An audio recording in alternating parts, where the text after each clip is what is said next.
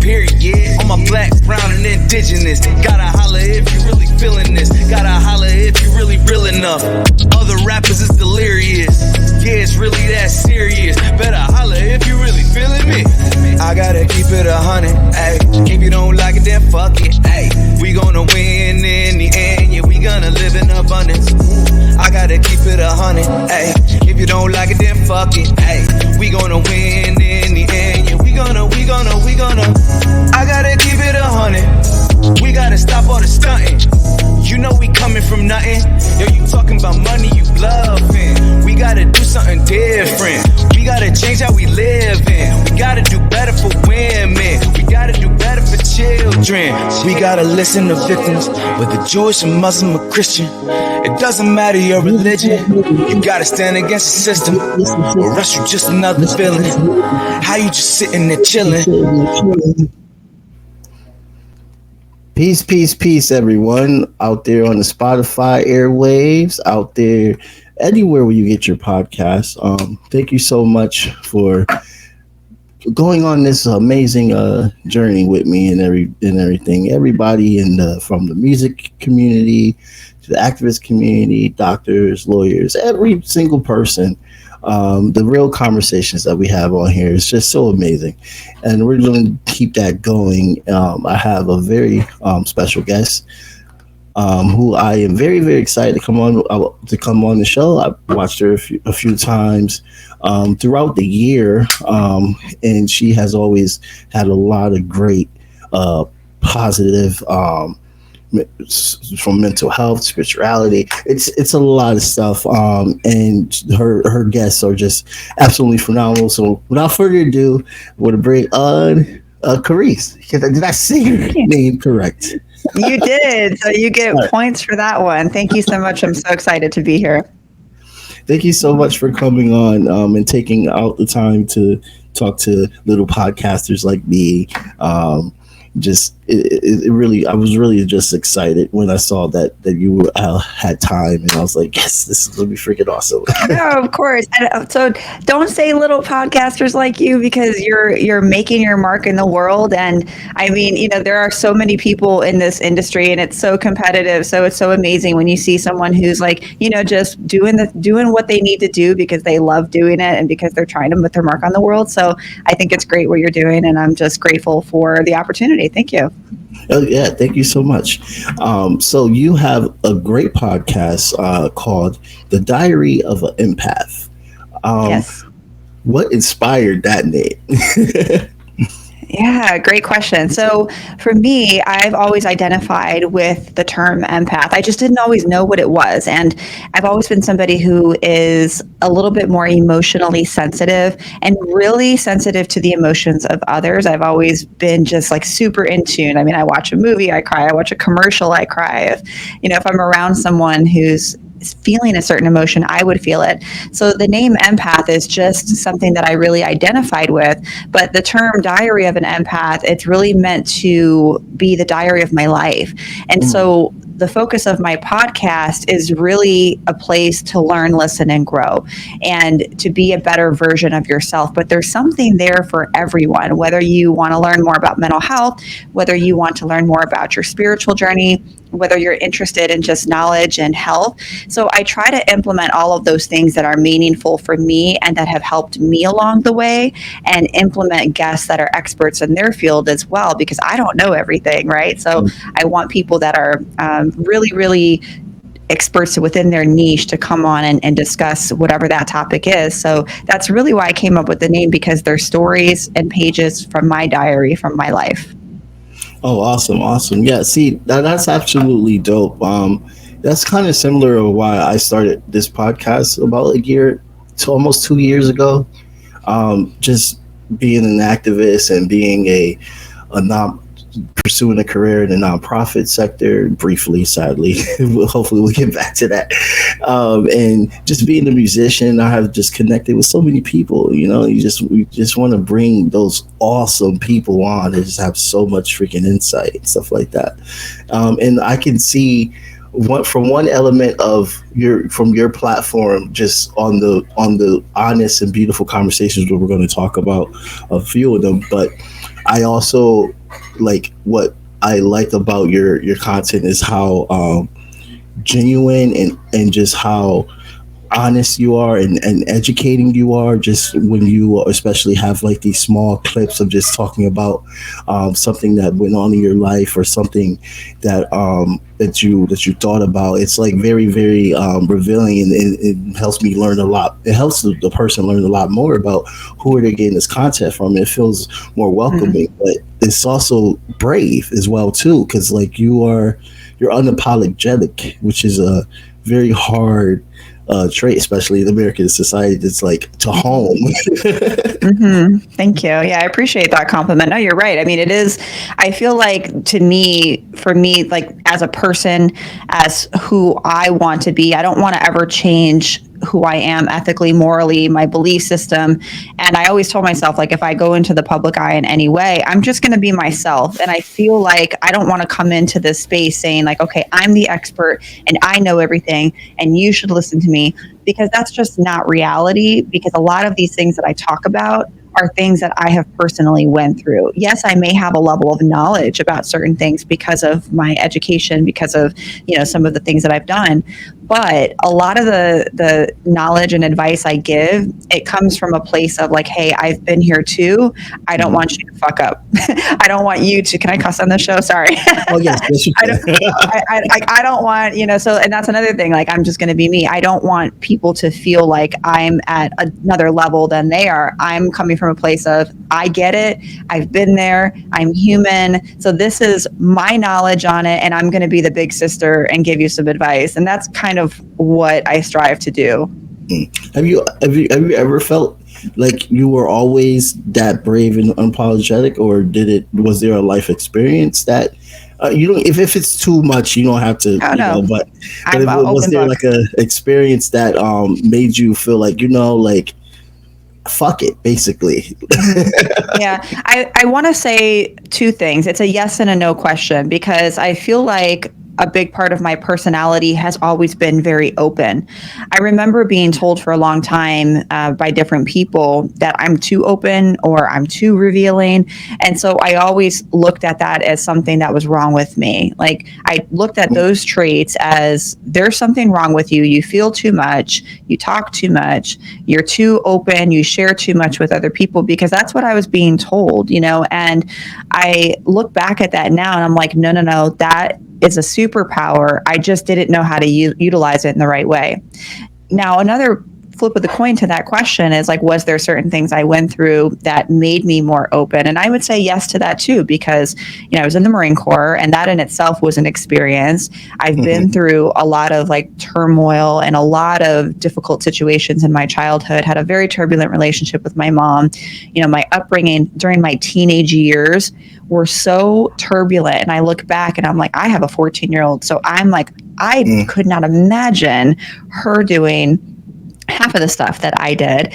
And I think those experiences and going through the military, going through a very narcissistic marriage and toxic relationships, I feel like that really geared me to have an understanding of who I am. But more importantly, I think what made the biggest shift was really learning and growing in terms of my own healing, because I've been through that stuff. I've been through that stuff in my 20s, and I still repeated patterns. It wasn't until I was I'm 37 now, I want to say like 32, 33, that when I went through like this spiritual shift, especially after COVID, I really started to like look at myself in a very honest way. Like, okay, what do I have to improve? And sometimes people have a hard time looking at themselves in that way because it hits the ego. Nobody wants to feel like they're doing something wrong. Nobody wants to feel like they're at fault. But the reality is, if you want to grow in your relationships, your career as a leader, whatever it is, you have to look at the places where you need to improve. And I'm still doing that, because there's lots of ways for improvement and healing is not linear. It's continuous. But that's the point when I started to see more emotional maturity and more emotional intelligence. And that's where I saw the most abundance in my life. Yeah. I mean, two things. First of all, the toxic relationship part is such a huge part.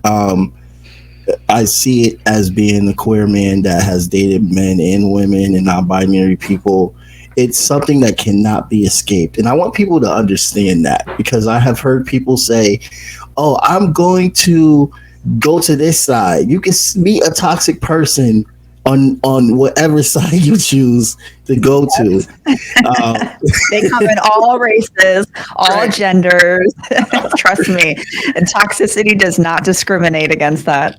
Right, right. And I like how you touch on just like what have your story and what you've been through, because I feel like it's a lot just from women to be able to talk about this, because a lot of women don't really want to talk about it, or they want to avoid it. And the ones that do, it takes a lot for them to be able to. And that's inspiring in itself. I mean, there's so much that you don't hear about until later on. You're like, oh, she went through this, and it was like, what? And now you're just thinking like, shit, should I check in on her? Like, is she okay? Like, is it my place, first of all? Well, here's the problem, and I think I get some shit for saying this sometimes, but I have to be honest, because nobody wants to say it, is that sometimes, all right, we go through these toxic situations, and I'm not saying that women or men or whatever go into this with intention of being in a toxic situation. It doesn't work like that. I get that. However, there comes a point where you do have to take responsibility for your own healing. And that is hard for some people to do, because then it requires you to take some type of responsibility for that situation. And nobody wants to feel like they're to blame for a toxic or an abusive situation, because that's not the case. That's not what it means. Taking responsibility for your healing is saying, I'm willing to face the hard shit. I'm willing to see what traits and behaviors I need to do to shift this cycle so I don't continue to end up in these types of situations. And, sometimes people say, well, Keresse, you're putting the blame on victims and blah, blah, blah. And I'm like, no, that's not the case. But there comes to a point where if you are seeing patterns in your relationships, or you're seeing certain patterns in your life, there has to be some level of responsibility that you do to either grow, to shift some of those behaviors, to make different choices, to understand the mind and body connection. Is there something going on in the nervous system? Is there something from your past that needs to be addressed in terms of trauma, even when you don't think there is? Because the body doesn't forget, the nervous system doesn't forget trauma. So there are so many factors that go into it, but bringing it back to the responsibility, you have to choose to heal. And healing means facing stuff that is uncomfortable. And we don't always want to face things that make us feel bad, but that's part of the journey. It doesn't stay like that forever. But a lot of people don't want to get into those conversations, or they don't want to face those things. They just want to put a Band-Aid on it, get over it. And then when they meet the next person who makes them feel good and makes them feel all those butterflies and gives them those dopamine kicks that they had before, all of that stuff kind of goes to the whirlwind, and they end up back in the same cycles.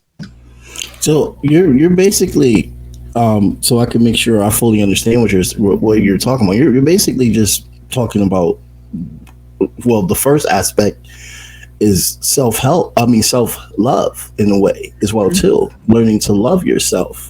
Just piggybacking off of what you were saying, which I agree with. And for instance, I definitely can understand how long it took for me to even, love myself, and especially being a person of color, which I'm pretty sure you're a person of color as well too. So speaking to the gallery. Don't let this fool you. Yeah, my ethnicity is minority compared to most, but you're Brazilian? I'm Brazilian and Middle Eastern, but we have more of an Egyptian descent. But my experience is still very different from yours. Yours being not only a person of color, but also being somebody who identifies in the LGBTQ community. You're double and triple minority, so your experiences are still going to be very different. There are common denominators amongst that, when it comes to relationships, things like that. But your experiences, the way that you see the world, your belief system may be different. And those are things to also take into consideration. But, self-care though, and self-love, it's not just about opening a book and following steps 1, 2, 3. You see on Instagram, 5 ways to love yourself. And it's just not that simple. Self-love is really understanding why your body and mind operate the way that they do. And that's really educating yourself and really diving deep into your past and understanding why you respond the way that you do. When you start to understand it, that's when you can really start to understand what your body needs, what your mind needs, what your nervous system needs. And that's where that self-love will begin to develop naturally. You won't have to try so hard. It's just going to happen more fluid than it would if you were forcing it to just be like, just do these 1, 2, 3 steps. And then you wonder why people end up in the same situations, because they don't understand what to do. And when you're saying relationships, so you're saying that they're because I have seen this before, and I've never wanted to talk about it with certain individuals, but I have seen that certain people attract to the let's just say the bad boy stereotype.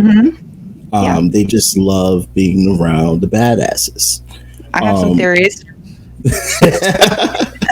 And sometimes you gotta adjust, and figure out, like, why am I always basically attracted to danger? And it's not talking about like people that just automatically get into a toxic relationship that they didn't realize and they're done after that, never again. But like the ones that are literally like, why every time I'm dealing with a clown or an asshole 24/7. Yeah.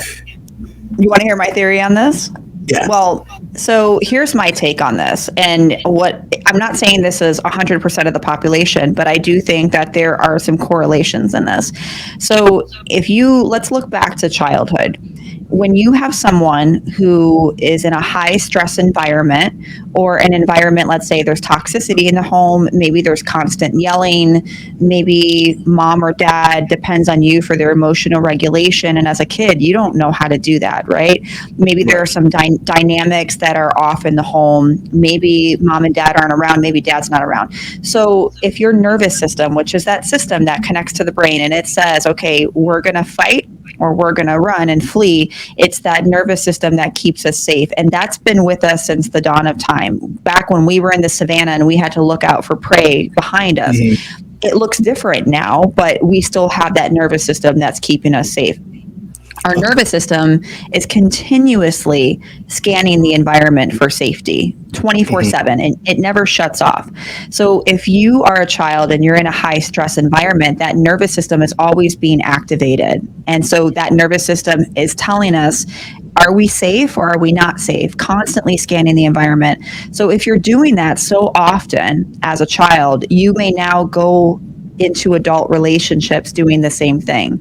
And so what happens is if you were associating love, because as a child, we associate love with what we're being given, what we're seeing in our environment.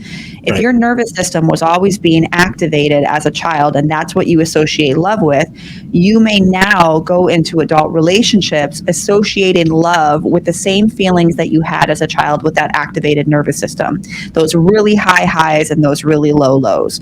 So that might look like now being in a toxic relationship, and those butterflies that you feel when you're feeling really, really good and then you're kind of feeling really low with them, that nervous system's being activated because that's all you may know. Now, let's say you meet someone super healthy for the first time, or, whatever, second time, doesn't matter, but you may not feel much. Like, oh, they just seem a little boring. Like, it might be because your nervous system is not activating around this person. So people go towards what they feel comfortable with, what they feel familiar with. And if what you felt familiar with growing up was a toxic environment, you may be more attracted to those bad boys. You may be attracted more to those toxic relationships. Now, I also want to point out that when you're in toxic relationships or situations, your brain chemistry is literally changing. It's literally, your brain can become so addicted to these cycles because when high highs are there, you're getting the dopamine and the serotonin and the oxytocin, all of these feel-good neurotransmitters and hormones in the brain. The same thing happens when you do a line of Coke. Your brain is getting the floods of dopamine. Now you have these really low lows with the person, and let's say now things are going to crap. You're not getting those floods anymore. But then all of a sudden it's given back to you. So it's like up and down, up and down. Your brain literally doesn't know the difference between being on drugs and being in a toxic relationship. The brain chemistry is the same. It's literally addicting. So you have all of these mixed, now you put everything together and you have someone who has past trauma, past experienced toxicity in the home as they were a child, and now they're having a lot of these toxic relationships, and the brain is used to these floods of dopamine. You put that together, yeah, that's probably why you end up in the same situations. But in their defense too, and I've been there because I was one of those people, no one goes into relationships saying, I want a toxic man. That's my guy. That's my future husband. No one knows that. And there are some people who are really manipulative and really good at lying. And on the other side too, you have some people who are so compassionate and they may be, super empathic and so understanding, like, oh, he's like this or she's like this, but I understand why. I feel like I can help them. But you have to understand that it's not your job to fix people. So I think there's multiple reasons why people can end up in toxic relationships. Right. But I think if you really dig deep, you'll see some of those patterns or traits there. Yeah, listen, I mean, the whole time you were talking, I can just think of situations that I've been in, I have witnessed, and it makes sense to me. It really does. Especially, I mean, when you see someone that's not as like aggressive or rough around the edges, so to say, and they want to go and hang out with somebody that's like very outgoing, but you can see in the reaction when they have arguments that some people will automatically come to a conclusion thinking that they're going to be thinking this way. And you're like, why are you saying that? Why are you thinking that way? It's like, because this is what they all do. And it's like, you can tell that they've been through some shit. That's why they're automatically ready to snap. Or, even the trust, which is a big deal when someone has dealt with a lot of difficult trust situations and they automatically see that maybe you are someone to trust, but they don't know. So it's like, you're on thin ice with that 24/7. I mean, I don't blame women either, though, because and some men, it's the pool is really, it's drying up. It's not easy.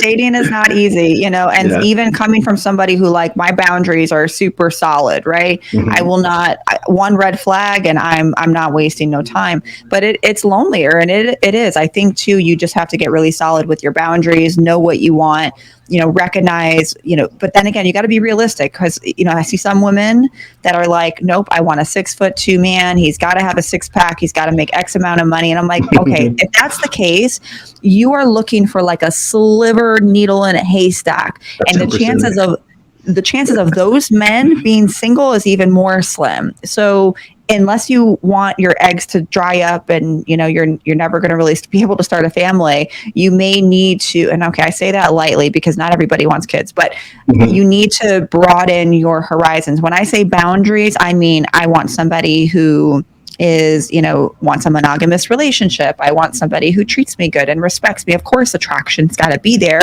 but you don't have to be ripped. Like, that is not once upon a time, but like, that's not like, I don't need all of that. I have more flexibility with those things. But, the solid things, emotional intelligence, good communicator, like, those are things you should look for in a partner, not necessarily the outer stuff. The outer stuff is still important. Attraction's got to be there. What I'm saying is be flexible. Right. No, I definitely agree. But I feel like there are also within, I would speak for my gender because I only know well enough for my gender. I can see with men that they have those type of, and it's more worse with them. They're like, oh no, you need to pee this way and all this stuff. And like, there becomes a brotherhood in that. And part of me is just like, this is why you are divorced twice, bro. You told your wives that you were going to put your foot down and you're going to run shit and all this stuff. And now you're here complaining to me about how you got to deal with child support and all that stuff like that.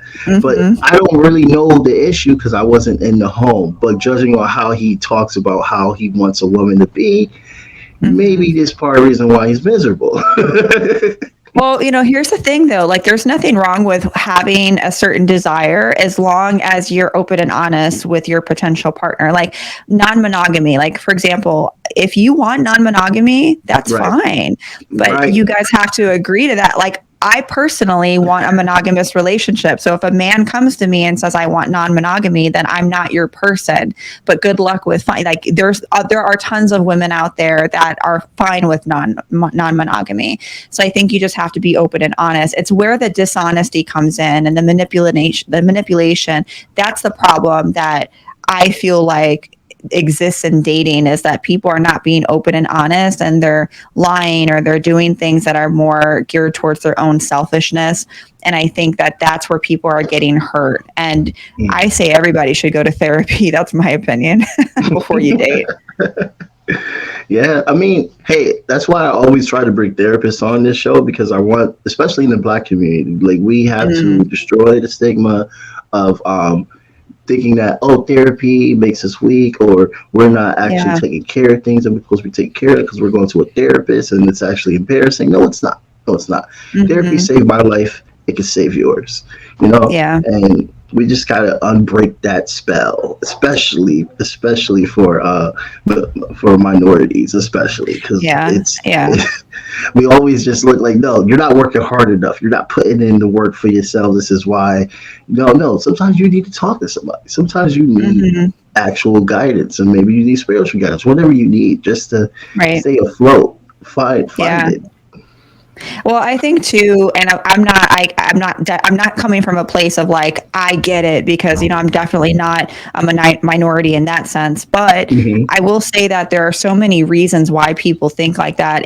Because, you know, there's so much masculine toxicity, you know, in terms of you should be stoic and you should be taking care of the family and you should be the provider. And if you get mental health, you know, care, you're weak. I get that because I saw a lot of that in the Marine Corps. But, you know, then you add on the if you're a minority, whether you're Hispanic, Black, or Asian, that's another layer of why a lot of people don't get therapy. Not to mention access to care, socioeconomic status.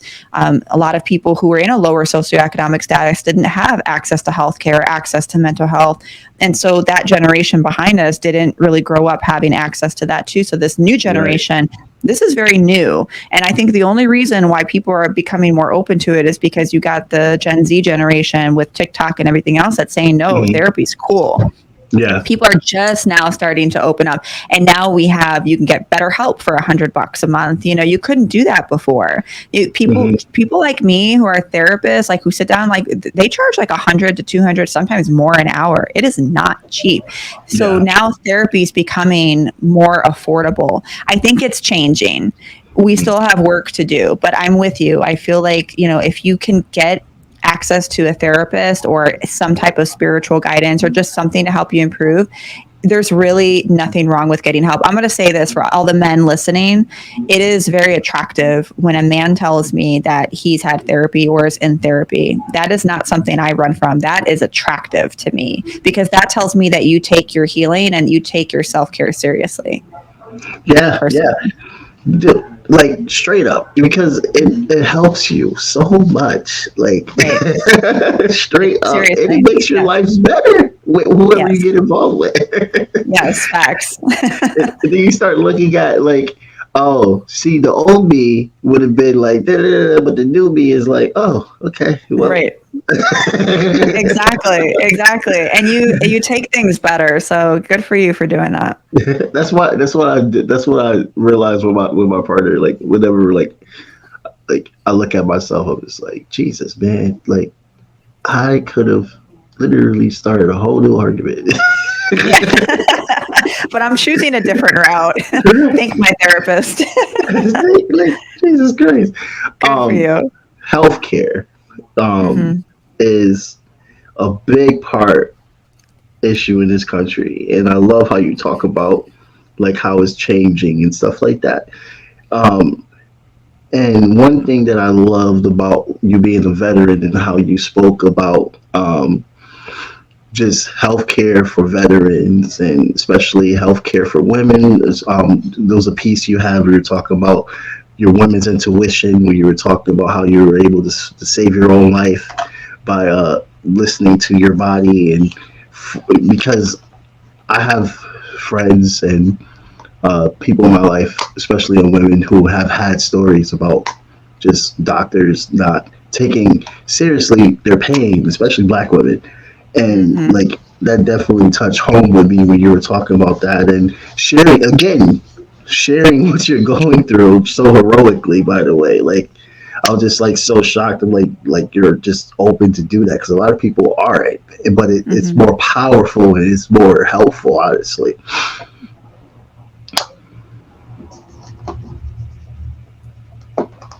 Oh, you there? Uh-oh. Yeah, I'm there. Okay. That was a good. No, we're good. Oh, okay. I didn't know if that was like if we stopped. No, I for me. So thank you. I think for me, like just sharing that was almost like a heads up for anyone listening for having pain. This is your sign to not ignore it because so many times women, especially women of color, and it's not to discount men, but particularly women are more inept to be exposed to physicians and healthcare providers that say your pain is normal. Your pain is a part of aging, or to not address the pain at all. I mean, I take to look at my, IUD insertion. And for men who are listening who don't know what an IUD is, it is a device that gets implanted into your uterus to prevent pregnancy. And it is extremely painful because you are putting a foreign object up your vagina into your uterus. That is how it is not pleasant. And they give no pain medications whatsoever. It is excruciating for me. And some women are okay with it, but a lot of women deal with pain. And so that was like the red flag number one to me when I really started thinking about why are we not taking and addressing women's pain seriously. Now, I don't want to discount all doctors because there's a lot of great doctors who do, but in my experience, I haven't had that. And I had a tumor on my ovary that, thank God, I pushed for my ultrasound and ended up having it removed, had the ovary removed. But it just really dumbfounded me how I had to fight and advocate to get that done. And so my message to women was don't let your pain go unaddressed. If you feel like your symptoms are not being taken seriously, you're always going to be your biggest advocate. But I also want to validate women listening, particularly women of color, that there are studies that have shown that minority women in particular are given less pain meds than their white counterparts. So, and then women as a whole are given less pain meds than their male counterparts. So you're not alone. If you're feeling like you're going crazy, it's not just you. It's happening to a lot of women, especially in America. Our healthcare system is very flawed. When women get mammograms, there's a lot of states that are not required by law to inform women that they have dense breast tissue, which is essentially dark clouds. When you're looking at a mammogram at a woman's breast tissue, it should be light. You should be able to see if there's any cancers or if there's anything suspicious. But if you have dense tissue, it's like looking into a dark cloud, which makes it very difficult to find cancer. So in those cases, you are supposed to get a sonogram. There are some states that are not required to let you know that you have dense breast tissue and that you should be following up with an additional sonogram because that costs money. Why? It costs money.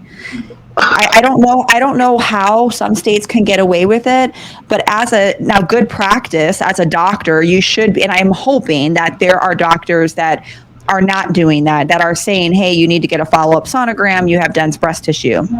However, there are some states that are not required to release that information. Why, I don't know. It all comes down to money, and it probably is more costly. Yeah.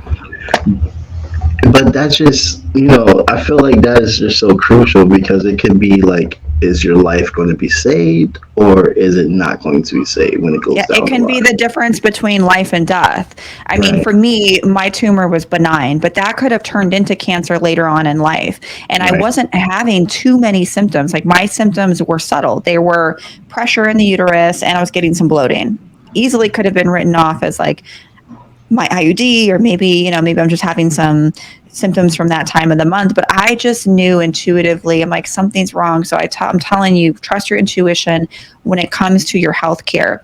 And when you turn 40 as a man or a woman, you need to make sure that if you have access to health care, that you are getting your checkups, your prostate exams, your breast exams, your mammograms, your ultrasounds, your pap smears.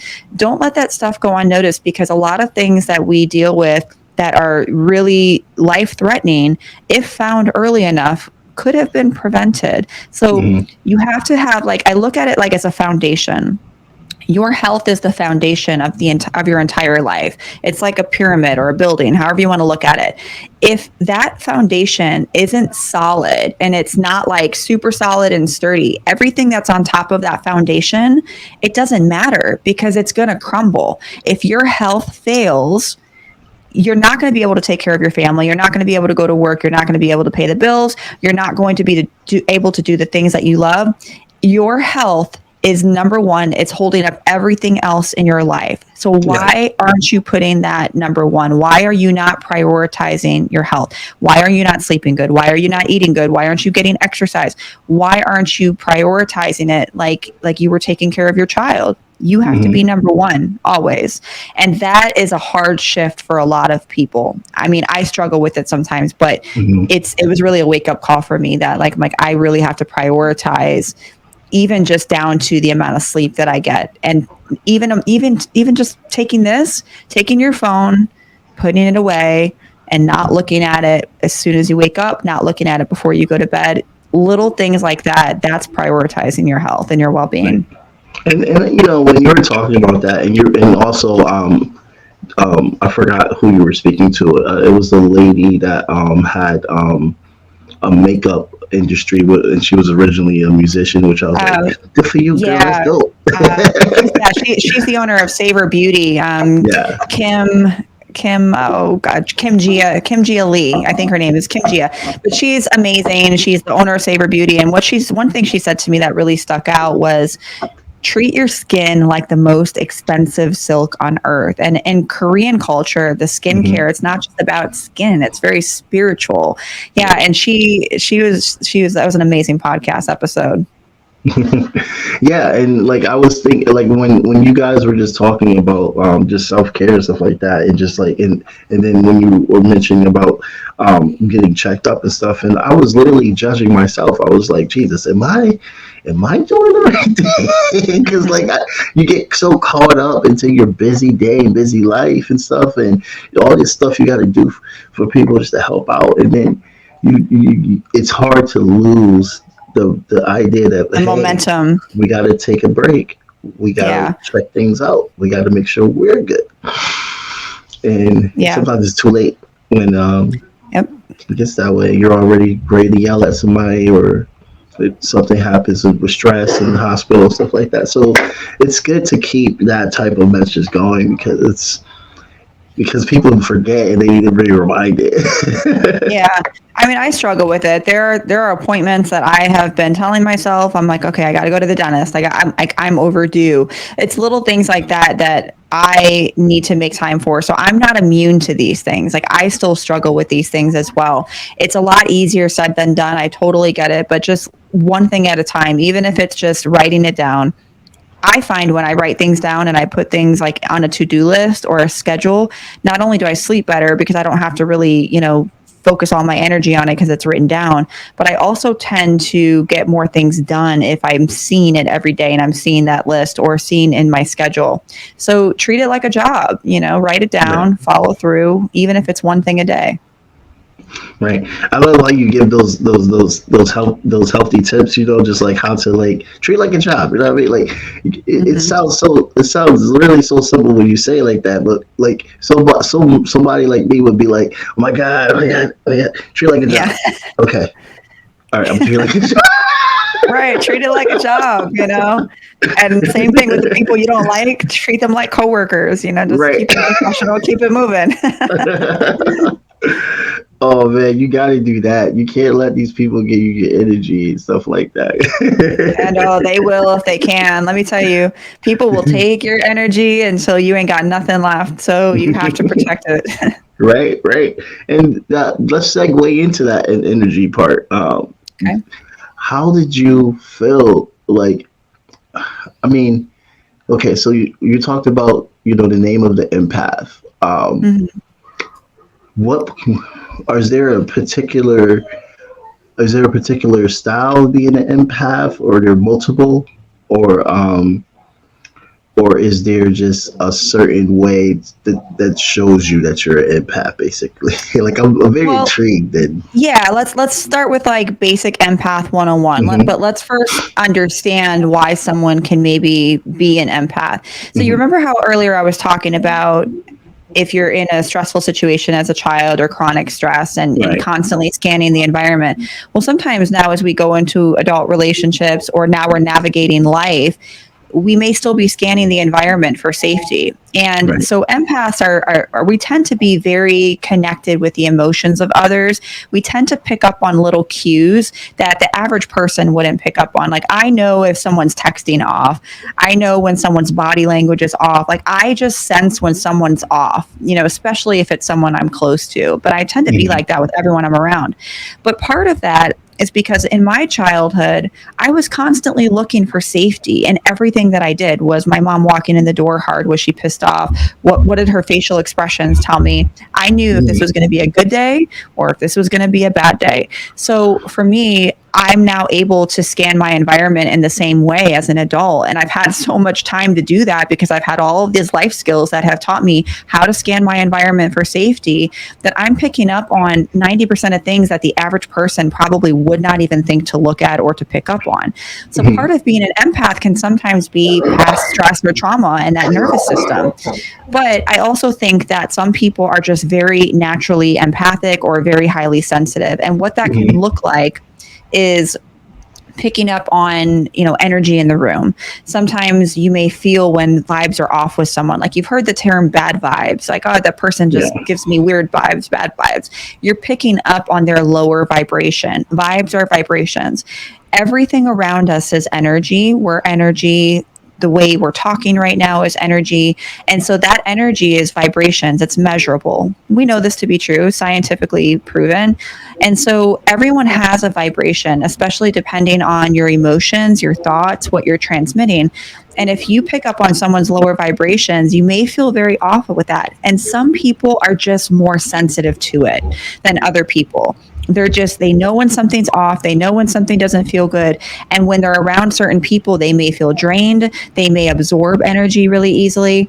And that same thing that can feel like a weakness is actually a superpower, because I can go into a room, I can scan an environment, and I know who to gravitate towards and I know who to stay away from. Same thing with my clients. When I'm working with clients or when I'm working with people, like I'm talking to people like you, I can naturally connect more with people because I just have that human connection. I also have really strong instincts, and I know what to stay away from. But that's because I have tools in my toolbox now that I understand how to deal with the emotions that I have.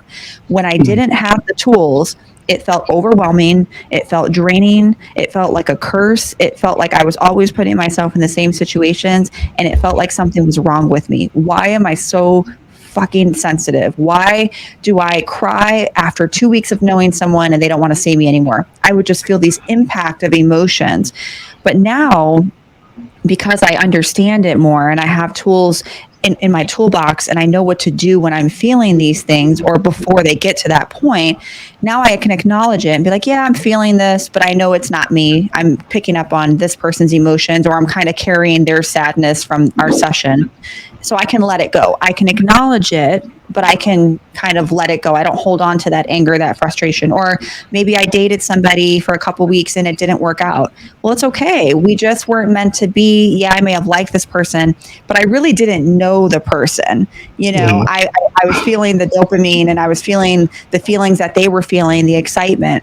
And so understanding what it means to be an empath can help you navigate it more, so that way you have tools in your toolbox in order to use them effectively. And depending on your career, it can be so helpful, especially if you're in a healing field. If you're working as a doctor, as a nurse, as a social worker, as a podcaster, as a therapist, it can be your biggest superpower in order to help others. But you have to find ways to recharge your energy and protect your energy. hmm That's deep. Yeah, That's really deep. it's complex. It is, and which is why so many people don't understand it, even when it's themselves that are having these feelings. It's complex. Yeah, and I like the way you break it down, like, because I know someone that literally was just like, it's my superpower. It's my emotion. I can tell what you're feeling and all this stuff. And I'm just like, all right. But the What way am I the way feeling right that now? you explained it, you're like it, I can see exactly what you mean. Like, I mean, sometimes in that person's defense, sometimes it does feel like you know what that person is feeling. And sometimes it can be like that. But I think it's more complex than just saying, I know what you're feeling. right, I think for some people, it's because they will actually feel those emotions. It's not just right, about like, oh, I'm going to guess how you're feeling. No, it's not about that. It's hmm if I know you're sad, like, not you. I'm just saying, like, if you're coming to me and you just went through a breakup, you're clearly sad. It doesn't take a right, psychic to realize that. But it's not just about understanding and knowing it. It's I'm feeling what you're feeling. And so being an empath can feel heavy for some people because they carry the weight and the emotions of the people they love. They carry the weight and the emotions of people around them. They tend to want to help and be compassionate and therefore have low or poor boundaries, people pleasers. And when you're constantly doing that, you're giving from an empty cup. That is when it's going to feel draining. hmm And in clinical terms, as a therapist, it is recognized in our therapy mental health field, but we call it highly sensitive person. hmm So it is a real thing, both clinically and spiritually. Nice. I didn't know that. Mm-hmm. Take your Sorry, time. I thought I had to No, sneeze, but that was a fake sneeze. you're I hate when good. that happens. Yes. Good But point. yeah, I mean, we're running out of time. There's so many questions that I have literally like I studied your podcast, so I got questions for days, but we're running out of Okay. time. So I'll just have to get you on another time. Do a part two. But yeah, I mean, and I think that people that are able, like what we said earlier, like able to like hone their emotions and be able to control it, and also like are giving good feedback from people that they can talk to and understand. um it definitely, all those elements help. Like just being an empath can definitely help heal, what I'm basically saying, like help heal a lot of people that don't Mm-hmm. realize what they're dealing with, and then they can see some type of like rescue, so to say, on homing their emotions within you, or someone that like you and stuff like that. So it's a lot of good things. Mm-hmm. Basically, It like can be, yeah. a lot of good vibes that can happen. And Mm-hmm. I feel like these are tools that can help our barbaric society heal. And even because because I'm just like, you know, I'm 30 now, and I'm like looking at like how everything in the world, like how the media looks and how TV is just, there's always a life and death scenario within entertainment. Someone's dying, someone's getting shot, murdered, and we're just so desensitized to it. And I feel like that's also harmful to our psyche as Mm-hmm. Americans. So I think it's also doesn't fix the type of stress and shit that we deal with, because we're automatically, we see it on the news, we see it on TV. Hell, I talk about it all the time on my freaking podcast, which is why I like to have conversations outside of that on my podcast so people can see as well. There's a lot of different dynamics instead of just just one thing, like the violence in the world. Right. Yes, yes. I mean, in all fairness, I think there's always been violence. We just now have a worldwide view of it with a close up lens. Right. The cameras are everywhere. Yeah, And exactly. I'm not saying that's a bad thing, people, but it does change society. Social media has changed. We're not in Yes. a country like how we were in the 90s and the 80s. We are, and a country like we were in the 1980s wasn't like how it was in the 40s. It just, the communication era has definitely changed the fabric of how people communicate, talk, interact with each other. I mean, this whole VR shit is pissing me off. By the way, I don't want you to have your child with VR, and I don't want you having VR sitting on the couch 24/7. I want you to go outside and live your fucking life. But Yeah. that's just Yeah. That's just the way it's going to happen. Yeah, social media. I mean, here's the thing, and this is a whole other. We can have a whole other podcast on this, but you know, social media is designed to keep you online for as long as possible because that is how they make money. And the more that they show you like violence, and you watch one reel, it's going to continue to show you more and more and more to keep you sucked in, dialed in, which makes them more revenue and keeps you online.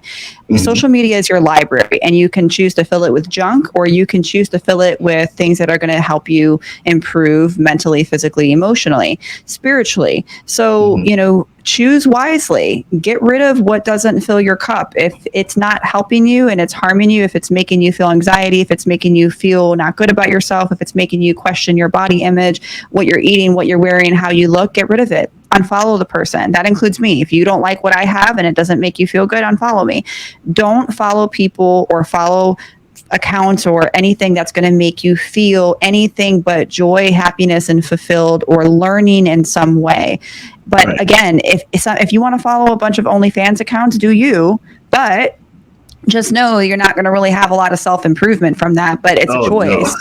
And I'm not trying to shame anybody, but I'm just saying that, especially with men, like I've known men that literally they just you go on their Instagram, like they'll show their Instagram and they're like, oh wait, can't show it. And I'm like, yeah, why you can't show that, bro? Because every single picture is a woman in a bikini. Like I get it. I'm glad they making money, but for you gotta balance that.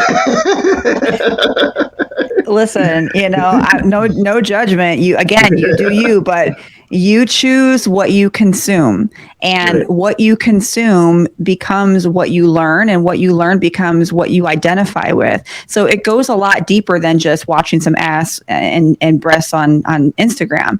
It's so much more than that. There's nothing wrong with being a sexual person. We're all sexual, but you can't consume that 24/7. You know, you gotta balance it out, like you said. So I agree. You gotta balance that out, man. Like, Well, Keresse, this was a very, very dope podcast, and I'm very glad that I had the opportunity to have you on my platform. I'm very humble. I want to thank you so much for bowing my heart about that. Likewise. Thank you so much. I'm grateful just as much. And thank you for allowing me the opportunity to come on your show. And I know you're going to continue to do well. You seem like a beautiful soul. And just thank you for having me on. Period. On my black, brown, and indigenous. Gotta holla if you really feeling this. Gotta holla if you really real enough. Other rappers is delirious. Yeah, it's really that serious. Better holla if you really feeling me. I gotta keep it 100. Ayy, if you don't like it, then fuck it. Ayy, we gonna win in the end. Yeah, we gonna live in abundance.